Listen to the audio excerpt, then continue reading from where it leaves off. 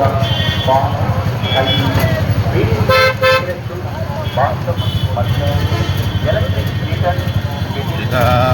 ఇక్కడ నుంచి కొంచెం డౌన్ పోతే రోయా హాస్పిటల్ అంటే 200 మీటర్లు ఉంటుంది అంతే. 200 మీటర్లలో రోయా హాస్పిటల్. ఏమో బాగా చూస్తున్నారని టాక్. మళ్ళీ రోయా హాస్పిటల్లో తలలో ఏదో నరం బ్లడ్ గడ్డగట్టేసి కాలు చేయి పడిపోతున్నాయి. దానివల్ల నరం బ్లడ్ గడ్డగట్టేసింది. దానివల్ల ఏదో కాలు చేయి మోర్చి వస్తుంది అంటారు కదా. చక్కని ఇక్కడికి తొడుకొని వస్తే ఇప్పుడు ఫ్రీగా వేస్తున్నారని విన్నాను. ఇంజక్షన్ బయట ఒక ఇంజక్షనే 40,000 అంటారు. ఇక్కడ ఇప్పుడు ఫ్రీగా వేస్తున్నారు అనేసి చెప్పారు.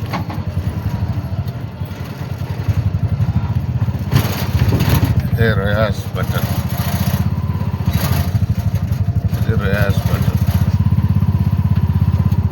నేను ఎంటర్ అయ్యాను కదా ఫస్ట్లో గేటు, అక్కడ ఎమర్జెన్సీ వార్డు.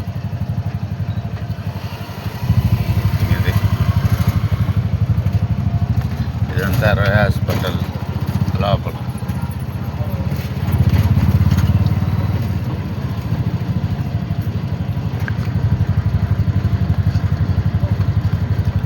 ఇక్కడ రోయా హాస్పిటల్ లోపలికి వచ్చి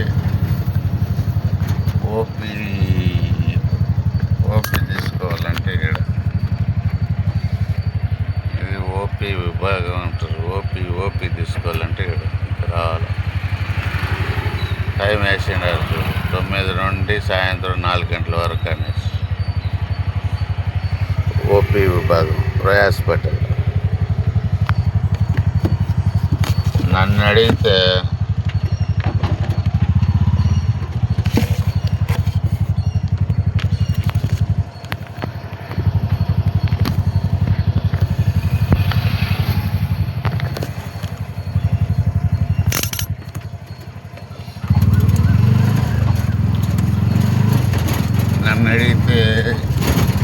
ఈ ప్రైవేట్ హాస్పిటల్ కంటే గవర్నమెంట్ హాస్పిటల్ బెస్ట్.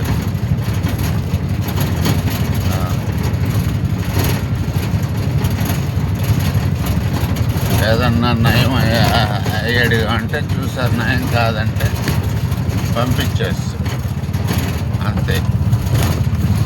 ఆరోగ్యం ప్రైవేట్ హాస్పిటల్ అలా కాదు.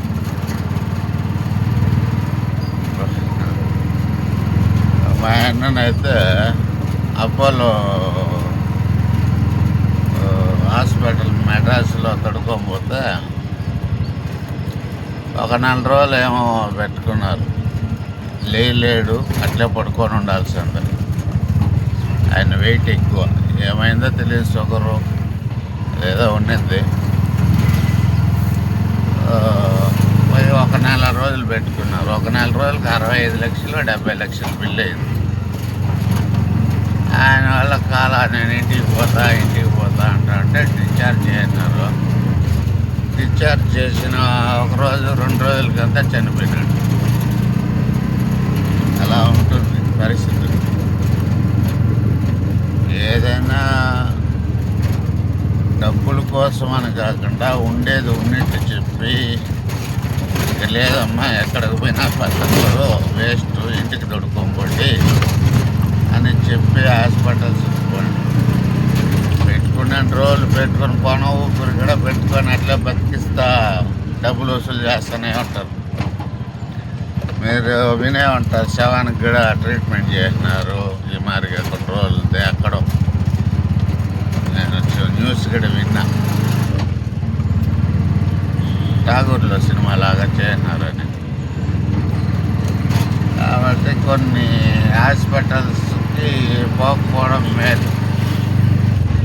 ఇప్పుడు 60-70 లక్షలు మింగేసినారు హాస్పిటల్లో. ఆ 70 లక్షలతో ఒక ఫ్యామిలీ బతుకుదా, ఫ్యామిలీ మొత్తం. ఇంకా చిన్న చితక ఫ్యామిలీలు అయితే ఒక 20 ఫ్యామిలీలు బతుకుతాయి. అలా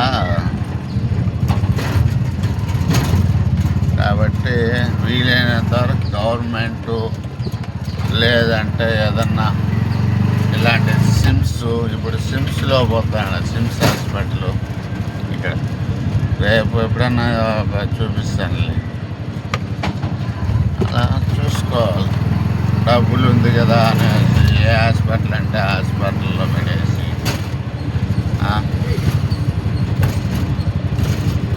ఏముంది వాళ్ళదే ఉంది, బిల్లుల మీద బిల్లులు వేసుకుంటా అంటారు. ఆస్తులు అమ్ముకొని మన ఆస్తులంతా వాళ్ళకి రాయించేవారు.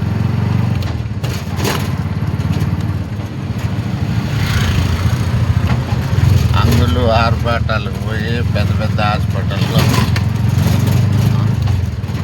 ఏసీ రూములు అవంతా ఉండాలి కాదనలే. ఇప్పుడు అది కూడా తగ్గిపోయింది. ఇప్పుడు ముందన్న రూములు ఉంటా ఉన్నాయి అపోలో మెడ్రాస్ పోతే. ఇప్పుడు ఎలా పెట్టిండారంటే బాక్సులుగా పెట్టేసిండారు. బాక్సులు దాంట్లోనే వేసి అంతే ఒక అద్దాలు బాక్స్. అలా బాడీ చెడిపోయిందంటే మీకు పేషెంట్కి అర్థం అవుతుంది.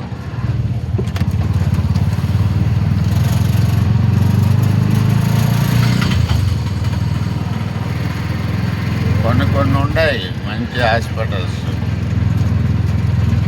ఉండేది ఉన్నట్టు చెప్పేస్తాయి, లేదంటే పంపించేస్తారు. కాబట్టి దాంట్లో కూడా అంగులు ఆర్భాటాలు పోకుండా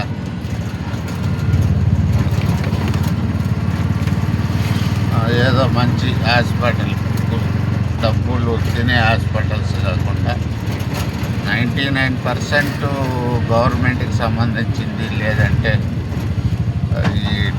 ఇది ఉంటాయి కదా కంచికామకోటి, ఇలా కొన్ని అటాచ్డ్ హాస్పిటల్స్, అలాంటి వాటికి పోతే కూడా పర్వాలేదు.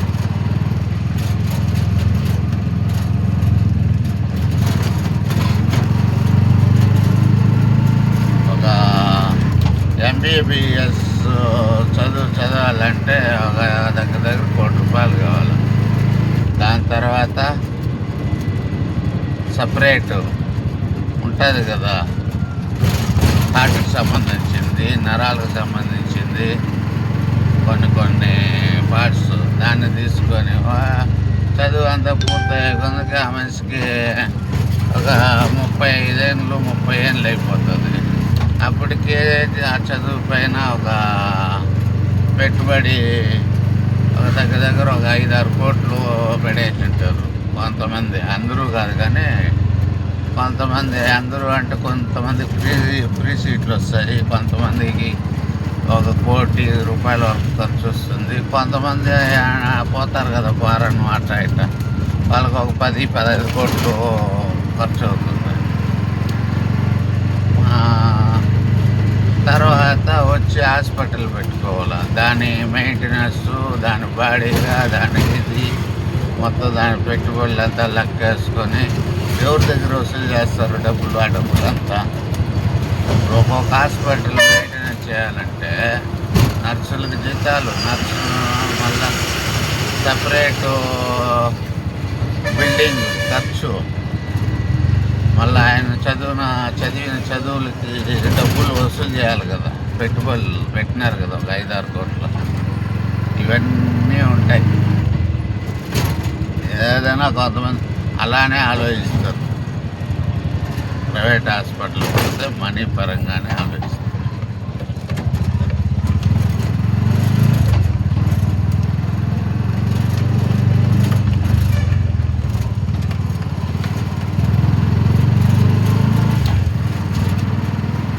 కాబట్టి చూసుకోండి.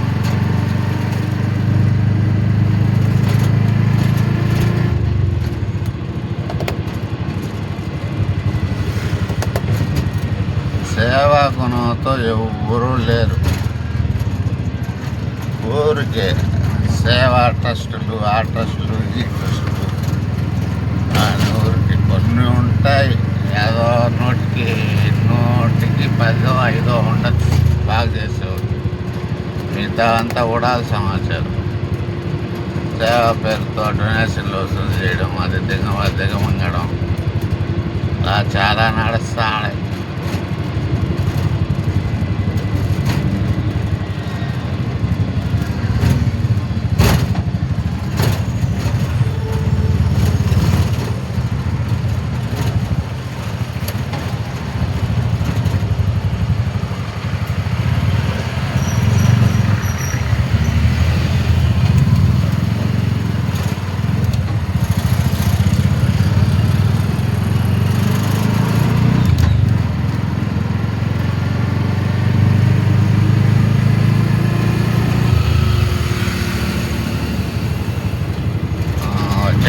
యూనివర్సిటీ లోపల నుండి సిమ్స్ నుంచి యూనివర్సిటీ లోపల దూరి అదే విద్యానగర్ ఫ్లైఓవర్కి వచ్చాను. Okay bye. మళ్ళీ ఇదే రోడ్డు తీస్తా అంటే విసుగు కొడతారు.